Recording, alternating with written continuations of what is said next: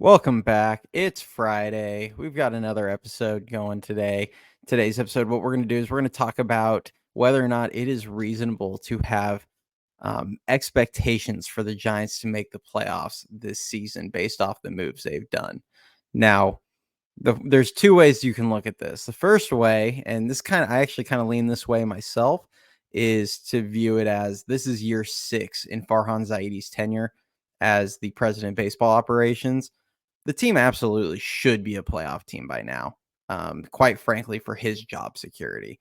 I understand they just made the switch to Bob Melvin, kind of made Kapler the scapegoat of all of this, as well as um, as well as giving him a 3-year extension, which, deserved or not, he did receive it. That said, I do believe there is some pressure on him this offseason. I don't know if necessarily it's playoff or bust, but he's going to have to show some things, whether it's with player development or them actually being competitive, making the playoffs. So that's one way to view it. But as far as just going off of the strength of the roster and whether or not, as fans, we should have an expectation that they should make the playoffs based off the moves they made. Now, they had some very clear deficiencies in 2023. They've averaged 80 wins the last 2 seasons since that incredible 107 win season. Um, the very blatant deficiencies they had in the past couple of seasons has been rotation depth, their offense as a whole, lack of power, lack of really any good hitting, and um, lack of speed. And then their defense was just terrible the last couple of years. So we're going to kind of take a look at who left and who they added, and if they actually addressed their needs enough to be viewed as a playoff team. And we're also going to look at Pacoda projections as well as Fangraphs projections, where they have the Giants finishing. Starting off with who left, obviously Jock, Haniger, Crawford. I'm adding JD to this list because, being realistic, either he or Flores is going to go, and it's going to be JD. I just don't see them trading Flores. He's valuable in kind of additional ways on top of his production, being a good mentor and veteran for the young Latino players, for instance.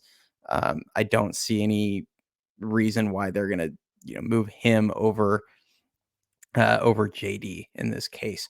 But they also had Stripling, Mania, and then and Wood, DeSclafani, and then Brebbia, Junis, and Alexander. So not really none of the guys on that list. I mean, Crawford, we all sentimental value it there, but none of the guys that are there are going to be massive, production losses on the field. Who they added: Jung-Hoo Lee, Jorge Soler, Matt Chapman, Tom Murphy, Jordan Hicks, Robbie Ray, and Nick Ahmed are going to be probably the biggest contributors, as well as Ethan Small and Amir Garrett, who are competing for some bullpen spots. So you can kind of, the bullpen, it's kind of a wash. Really, we all like Brebbia. We like his personality, but production wise, he's very replaceable, is the best way to put it.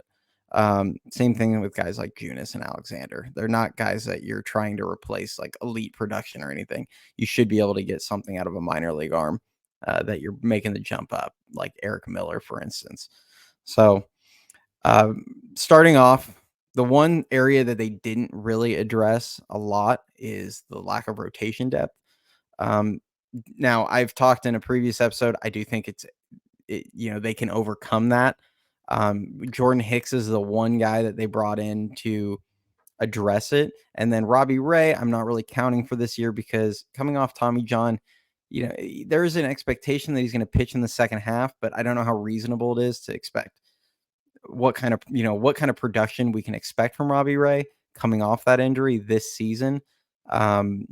He's throwing off flat ground, but we'll kind of see. I don't want to count on him for 2024.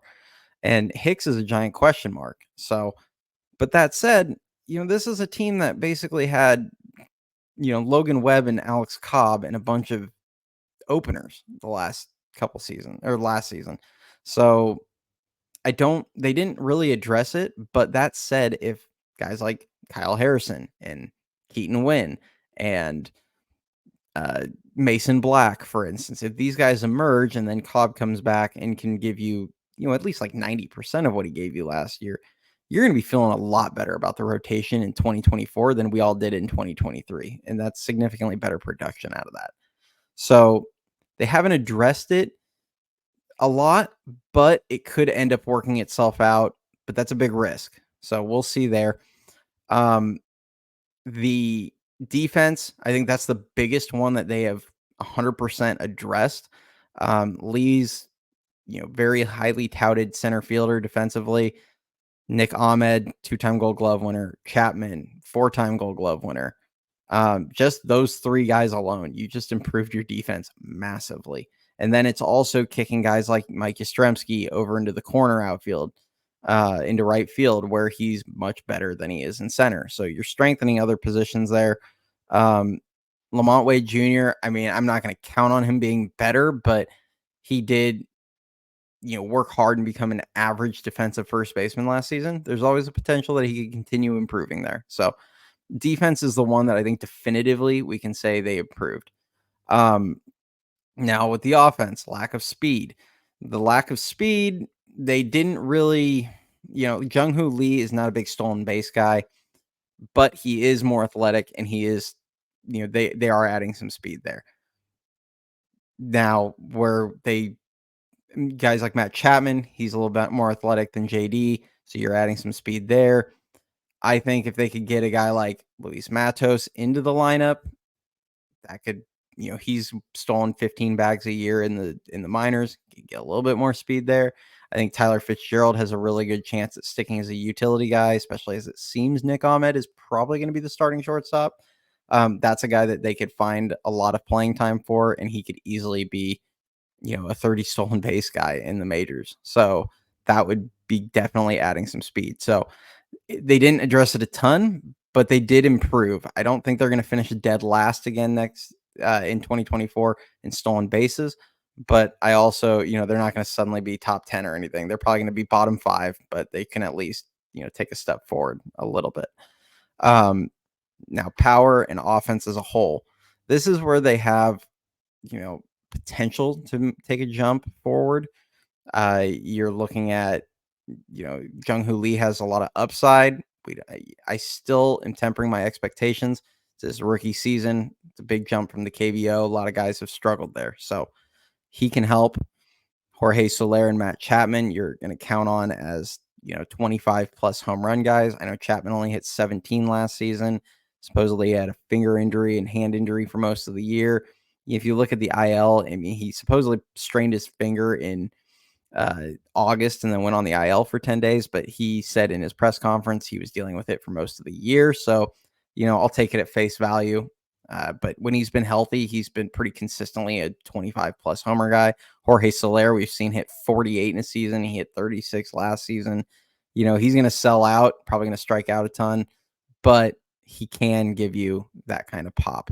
So they did make some moves there. He's a below average hitter, but he'll give you the defense. And Tom Murphy at least crushes lefties. Patrick Bailey is going to have days off. Hopefully Bailey can take a little bit of step forward with the bat, but he's going to need days off, and you're probably going to line it up when there's a lefty on the mound because that's his weaker side. I know the splits don't say that in majors last year, but just look at his minor league numbers his entire career. I would think it's reasonable to expect him to be better from the left side going forward than from the right. So Murphy can crush lefties, so they're going to hopefully get some decent offensive production out of him on the days he plays. But so they clearly addressed the offense that finished 24th in runs scored last season. Now, is this enough? Well, now I'm going to go kind of quickly through these. Bear with me. I'm looking at some notes down in front of me. Pacoda projects we're going to remove Atlanta and LA from the equation. They're both going to probably win 100 games and run away with their divisions. But there's also Washington, Colorado, and Pittsburgh that are probably going to finish near the bottom. Their divisions don't really look any, very competitive teams. So really what you end up with is 10 teams competing for 4 spots. Now, obviously one has to come from the Central. So they're going to get one. And then you have the wild card teams. But Where Pacoda has everybody is their projections are Arizona 84.7 wins, St. Louis 84.7, Philadelphia 84.1, San Francisco 83.5, and then you're going to have the Mets, Cubs, Padres, uh, Marlins, Brewers, and then Reds are filling out the bottom. So they think the Giants are going to finish with the 6th seed and the 3rd wild card in this case. Fangraphs, Philadelphia 85.4, St. Louis 84.1, Arizona 83.9, Chicago 82, San Francisco 81.9. So they think the Giants are going to miss the playoffs. Granted, you're talking about a 0.1 win average over the course of, I think they do like 1,000 simulations. And then, again, going down through, they actually also have Cincinnati in 10, which I'm higher on Cincinnati than a lot of these teams, but this is a Giants podcast, so I'm going to stay off that subject. But at the end of the day, they both have them kind of squeaking out, or they're fighting for that last wild card spot. So, yes, I think it's reasonable for Giants fans to expect the playoffs out of this team. I think it would be a massive disappointment if they didn't with all the moves they have made. I know a lot of people feel it's been a disappointing offseason. I will say I will give Farhan credit in the sense that I think he's had a good offseason given the amount of needs they had and how much he did to address it. I know it's not perfect. I don't expect him to address every single need in a single offseason.